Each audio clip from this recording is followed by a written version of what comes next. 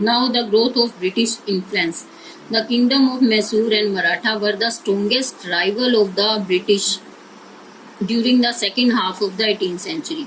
यानी कि जो मैसूर और मराठा की जो किंगडम थी, राजधानी थी, वो शक्तिशाली थी ब्रिटिश राज्य के काल में। They British launch war against war. British लोगों ने जो है इनके खिलाफ जो है युद्ध किया।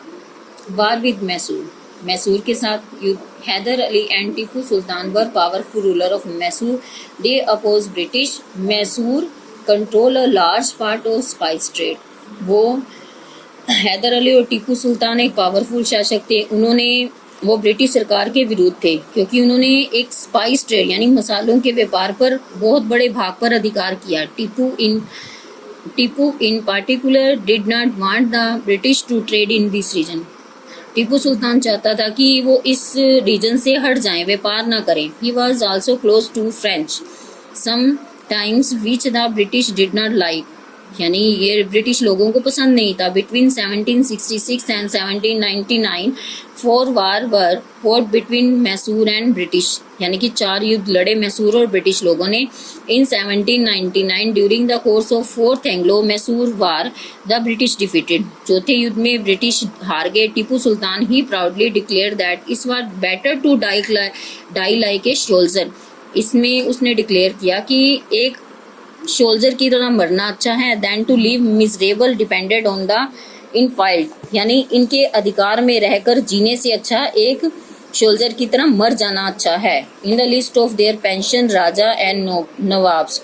उसने जो पेंशन ले रहे थे राजा और उनकी लिस्ट बनाई। Tipu died on 4 May 1799 while defending his capital Srirangapatnam. मतलब कि टीपू सुल्तान की मृत्यु हो गई जब उसने अपनी राजधानी श्रीरंगपट्टनम को 1799 में हारा। वार विद मराठा। अब मराठों के साथ युद्ध। Maratha had became week after their defeat in the third battle of Panipat in 1761। Peshwa was the head of Maratha confederacy. यानी पेशवा जो हेड था मराठों का। British and Maratha for 3 war.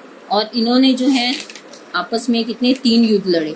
The third Anglo Maratha war destroy the Maratha power. तीसरी युद्ध ने जो है इनकी शक्ति को नष्ट कर दिया। Peshwa was exiled to north India. Peshwa वहां से भाग गया नॉर्थ इंडिया की तरफ। And his territory was taken by the British. और उनके जो प्रदेशों को ब्रिटिश लोगों ने अपने उस यहाँ मिला लिया। Other Maratha chief were forced to give up their territory and was no longer allowed to keep an army. दूसरे जो मराठा थे उन्होंने अपनी टेरिटरीज बनाई लेकिन ज़्यादा लंबे समय तक उनको आर्मी रखने का अधिकार नहीं था। Expansion under Lord Wellesley. Expansion यानी अपने क्षेत्रों को बढ़ाया गया। किसके? ब्रिटिश क्षेत्रों को। In 1799 Lord Wellesley became the Governor General. He acquired territory through the system of subsidiary alliance and the outright war. Subsidiary alliance.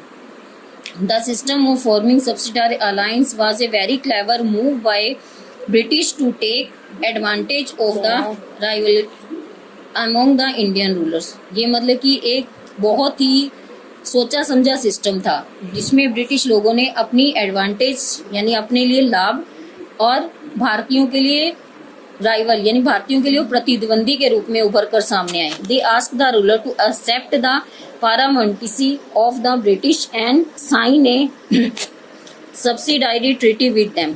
उन्होंने इन शासकों से कहा कि हमारी सर्वोच्चता को स्वीकार करें। इसके लिए उन्होंने एक ट्रीटी साइन करवाई। In return British promised to protect the ruler internal rebellion from the attack by rival। और इन्होंने इसके लिए ब्रिटिश सरकार ने उन्हें कहा कि हम आप लोगों की बाहर के क्रांतिकारियों और प्रतिद्वंदियों से रक्षा करेंगे। The Indian ruler who sign subsidised had to agree the follow condition. काफ़ी जो भारतीय शासक थे उन्होंने इस पे साइन किए यानी इन पे हस्ताक्षर कर रही इस संधि को मान लिया। He would not keep an army of his own. यानी वो अपनी आर्मी नहीं रख सकते थे। He would have to take permission from the British before entering into alliance without ruler and declaring war against another kingdom। और ना ही किसी दूसरे देश के राजा के साथ वो संधि कर सकते थे, ना ही उसके खिलाफ युद्ध कर सकते थे। He would keep a British army, उनको एक ब्रिटिश आर्मी ही रखनी थी, which was costly for is protection, अपने प्रोटेक्शन के लिए, एंड पे फॉर इट मेंटेनेंस, और इसको बनाए रखने के लिए।